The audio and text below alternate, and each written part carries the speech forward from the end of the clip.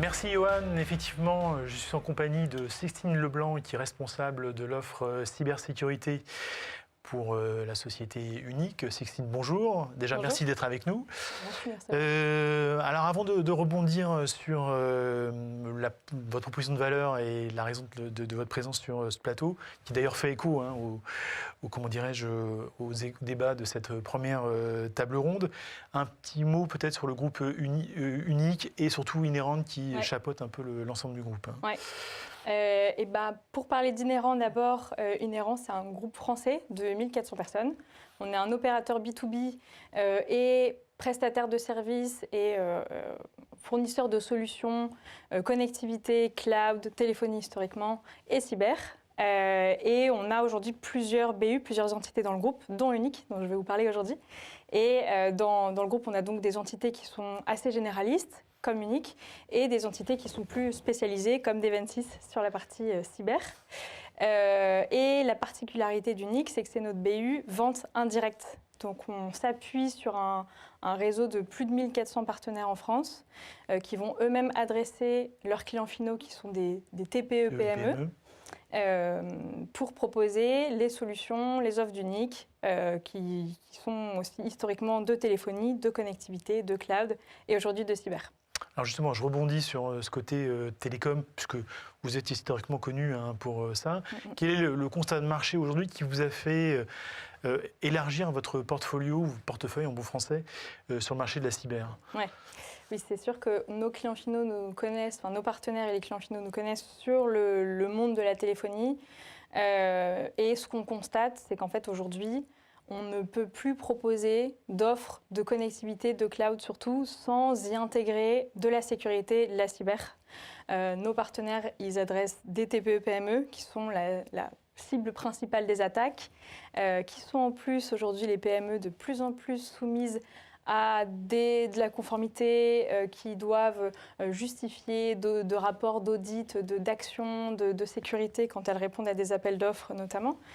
Donc, nos partenaires se doivent de les accompagner, ont un devoir de conseil auprès de ces entreprises qui sont leurs clients finaux. Et donc nous, on doit aussi accompagner nos partenaires et inclure aujourd'hui de la cybersécurité dans nos offres.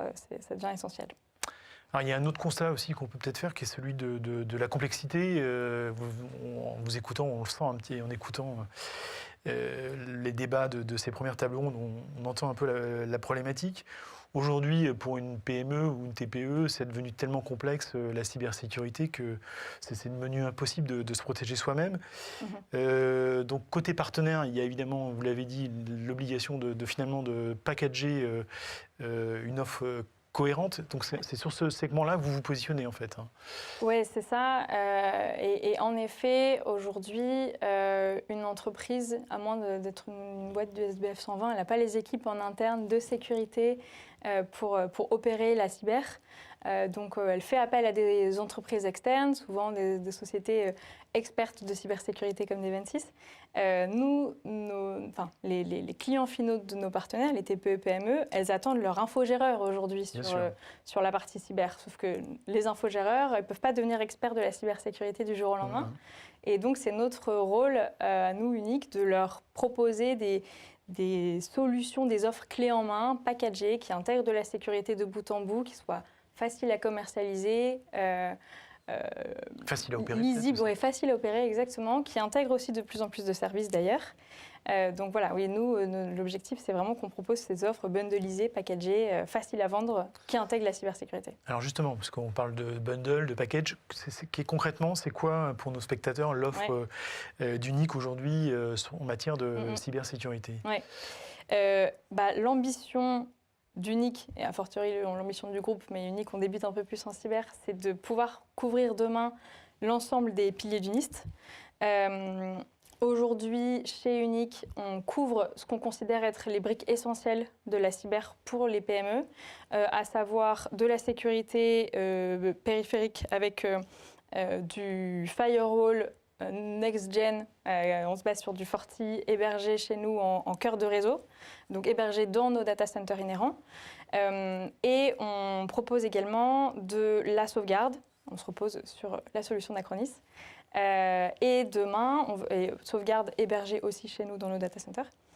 Et demain, on veut proposer de l'EDR en offre packagée avec la sauvegarde Acronis, donc EDR plus sauvegarde Acronis avec une interface unique, un agent unique.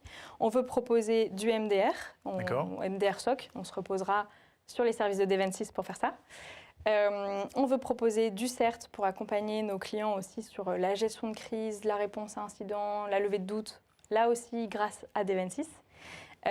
Et on veut proposer aussi des solutions pour faire de la sensibilisation, de la formation du collaborateur. Oui, parce que l'humain est important. Exactement, c'est un volet qui est trop négligé alors que la grande majorité des attaques démarrent par une erreur humaine. Donc c'est super important qu'on accompagne les clients finaux dès cette notion de sensibilisation, formation du collaborateur. Alors justement, on a parlé des offres, on parlons un peu d'argent, de business. C'est que le modèle économique, comment ça se structure par rapport, toujours pour nos spectateurs? Alors déjà, il faut savoir qu'on a deux typologies de partenaires. On a des partenaires qui sont ce qu'on appelle en marque blanche, qui sont plutôt des infogéreurs, donc qui vont acheter nos offres, nos solutions, mais qui vont eux-mêmes les inclure dans une prestation de service qui garde complètement la relation avec leurs clients finaux. Et on a une autre typologie de partenaires qui sont ce qu'on appelle les distributeurs, donc qui vont plus être des revendeurs, des intégrateurs à la rigueur, et qui nous délèguent la relation auprès de leurs clients finaux. C'est ça. Donc le rôle d'un infogéreur, c'est nous qui le prenons en fait. Dans les deux cas, ce qu'on constate, c'est que le client final, PME, TPE, il est perdu quand on parle de cyber. Il ne sait pas par où démarrer. Il a besoin d'être pris en main un peu. D'être pris en main, d'acheter un service sans forcément mettre le nez dans la technologie derrière, d'avoir quelque chose de robuste, qui soit éprouvé, qui soit prédictible en termes de prix et qui soit un peu sur un modèle as you grow, qui puisse lui grandir aussi, mûrir sur la cyber avec les offres qui lui sont proposées. Et donc nous, chez Unique, on se donne pour mission de proposer des offres sous forme d'abonnement mensuel avec des coûts prédictibles. C'est nous qui faisons les investissements de CAPEX, d'intégration en cœur des réseaux, etc. Et nous, on propose des offres packagées, faciles à vendre, sur lesquelles nos partenaires peuvent idéalement se faire aussi de la marge. De la marge. Donc c'est une offre 100% SaaS.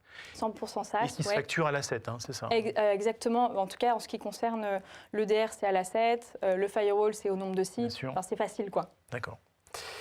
Alors, on dit que c'est facile, mais justement, puisque c'est facile, quand on est devant la console d'administration, c'est pas toujours évident. Quel type d'accompagnement vous proposez à nos spectateurs qui seraient éventuellement intéressés par rejoindre, mettre en place l'offre D26. Pas D26 justement, Unique. On y verra peut-être plus tard. Parce que c'est vrai qu'aujourd'hui, vendre des solutions de cyber, c'est bien, mais c'est souvent des solutions qui ont besoin d'être managées, opérées. Donc les ventes sans service, c'est pas toujours évident. Ça n'a pas toujours de sens surtout. Donc aujourd'hui, c'est surtout nos partenaires qui infogèrent les solutions pour le compte de leurs clients finaux. Demain, en effet, on veut intégrer nous-mêmes du service managé, du SOC, du MDR grâce à D26 et pouvoir vraiment permettre à nos partenaires de déléguer complètement la gestion de la cybersécurité à Unique et qu'on les accompagne de bout en bout là-dessus. En revanche, ils peuvent aussi, eux, apporter le service eux-mêmes, apporter cette valeur service. Et on pourrait même imaginer de les former sur des métiers d'analyste SOC pour les faire monter en compétences sur les métiers de la cybersécurité et qu'eux apportent le service aussi demain à leurs clients. Je dirais qu'il y a deux logiques. Il y a une logique un peu partenaire purement commercial qui se concentre sur la relation commerciale avec le client final et puis une logique d'intégration de compétences au travers d'un partenariat avec c'est ce qu'on vise. On arrive à la fin de cette table ronde. Un mot peut-être pour conclure par rapport à nos spectateurs qui seront intéressés, qui veulent aller plus loin. Qu'est-ce que vous pouvez leur donner comme message en conclusion, si je puis dire? Ce que je dirais pour conclure et ce qu'il faut retenir, c'est que, en tant qu'expert IT, on ne peut plus proposer des offres IT global, connectivité, etc., sans proposer de cybersécurité. C'est notre devoir de conseil que d'intégrer la cyber aux offres quand on fait de l'IT. Et deux, malgré tout, on sait que quand on est un infogéreur, on ne peut pas devenir expert de la cyber du jour au lendemain. Et donc, c'est la mission qu'on se donne chez Unique de créer des offres packagées, simples à vendre, prédictibles, pour accompagner nos partenaires et les aider à monter en compétences sur la cybersécurité sans qu'ils deviennent pour autant des experts du jour au lendemain. Très bien, je crois que c'est clair. Merci Sixtine.